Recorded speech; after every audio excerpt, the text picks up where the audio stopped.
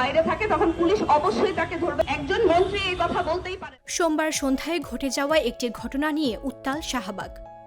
সোহরাওয়ার্দী উদ্যানে মাদক বিরোধী অভিযান চলাকালে 2 মাল্টিমিডিয়া সাংবাদিক, ঢাকা বিশ্ববিদ্যালয়ের শিক্ষার্থী ও সাধারণ দর্শনার্থীদের মারধর করার অভিযোগ উঠেছে পুলিশের বিরুদ্ধে।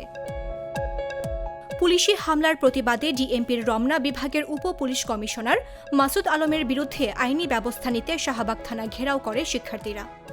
এ সময় ডিসি মাসুদ সহ হামলায় অংশ নেয়া প্রত্যেক পুলিশের বিরুদ্ধে শাস্তির ব্যবস্থা সহ 3 দফা দাবি জানান ঢাবি শিক্ষার্থীরা।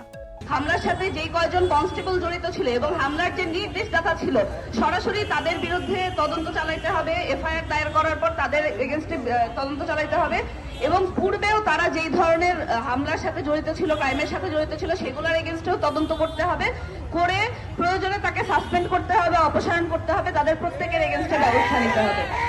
তবে এ ঘটনার পর প্রশ্ন উঠেছে, রাতে বাইরে থাকলে কি পুলিশ মারতে পারে? আইন কি বলে? পথে ঘাটে আইন শৃঙ্খলা বাহিনীর তল্লাশির নিয়মই বা কি? শুধুমাত্র রাতে বাইরে থাকার কারণে পুলিশ কাউকে মারধর বা নির্যাতন করতে পারে না।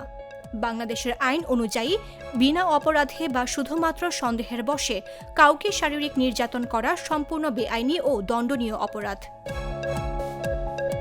পুলিশ সাধারণত জিজ্ঞাসাবাদের জন্য আটক করতে পারে, কিন্তু শারীরিক নির্যাতন করার অধিকার তাদের নেই।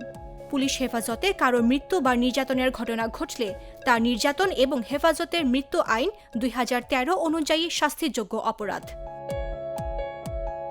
তবে গভীর রাতে বাইরে থাকলে পুলিশ জিজ্ঞাসাবাদ করতে পারে, এমনকি নির্দিষ্ট কিছু আইনের অধীনে তাদের তল্লাশি করার ক্ষমতা দেওয়া হয়েছে। সংবিধানের 43 অনুচ্ছেদে অবৈধ তল্লাশির বিরুদ্ধে নাগরিকের বাসগৃহ ও চিঠিপত্রের গোপনীয়তা রক্ষার নিশ্চয়তা দেওয়া হয়েছে। তবে এই অধিকারটি শর্ত সাপেক্ষ। ফৌজদারি কার্যবিধির 54 ধারা অনুসারে পুলিশ কোনো ব্যক্তিকে ওয়ারেন্ট বা পরোয়ানা ছাড়াই গ্রেপ্তার করতে পারে যদি তার বিরুদ্ধে যৌক্তিক সন্দেহ থাকে যে তিনি কোনো অপরাধ করেছেন বা করতে যাচ্ছেন। সেক্ষেত্রে গ্রেপ্তারের আগে বা পরে তল্লাশি করতে হলে তা যুক্তিসঙ্গত সন্দেহের ভিত্তিতেই করতে হবে।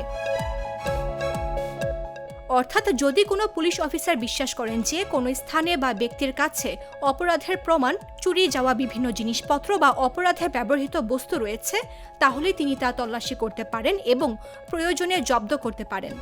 শর্ত থাকে যে জব্দ তালিকা থাকতে হবে এবং সাক্ষীদের উপস্থিতিতে তল্লাশি চালাতে হবে। সেই সঙ্গে নাগরিকের স্বার্থ রক্ষার্থে একই আইনের 51 অনুচ্ছেদ অনুসারে কোনো অফিসার যদি আইনগত কর্তৃত্ব অথবা যুক্তিসঙ্গত কারণ ছাড়াই কারো বাড়িঘর, যানবাহনে তল্লাশি চালান, সেক্ষেত্রে সংশ্লিষ্ট পুলিশ অফিসারের বিরুদ্ধে শাস্তির বিধান রাখা হয়েছে। অবৈধ তল্লাশি অভিযোগ প্রমাণিত হলে পুলিশের জেল জরিমানার বিধান রয়েছে। মামদুহা রাইসা, জাগো নিউজ।